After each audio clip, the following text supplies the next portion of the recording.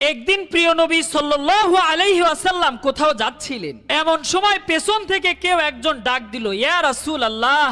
তখন তিনি পেছন দিকে তাকিয়ে দেখলেন একটি হরিণকে একটি গাছের সাথে দড়ি দিয়ে বেঁধে রাখা হয়েছে। হরিণ এবার নবীজিকে উদ্দেশ্য করে বলতে লাগলো, দয়া করে আমাকে দড়ি থেকে মুক্ত করে দিন, আমার বাচ্চারা খুবই ক্ষুধার্ত, আমি কথা দিচ্ছি আমার বাচ্চাদেরকে দুধ খাওয়ানোর পর আমি আবার ফিরে আসব। তখন নবীজি হরিণটিকে মুক্ত করে দিলেন। তখন তিনি উক্ত গাছের নিচে হরিণের জিম্মাদার হয়ে বসে থাকলেন। এবার শিকারী এসে দেখলো তার হরিণটি সেখানে নেই। নবীজি তখন বললেন তিনি হরিণটিকে মুক্ত করে দিয়েছেন, হরিণটি তার বাচ্চাদেরকে দুধ পান করিয়ে আবার এখানে ফিরে আসবে। এই কথা শুনে শিকারী প্রচন্ড মাত্রায় রেগে গেল এবং নবীজিকে অনেক বেশি গালমন্দ করতে লাগলো এবং নবীজিকে বলতে লাগলো এই হরিণ আর কোনো দিন ফেরত আসবে না। ঠিক তখনই শিকারী দেখতে পেল যে সেই হরিণটি তাদের দিকেই আসছে। হরিণের সাথে হরিণের দুটো বাচ্চাও ছিল।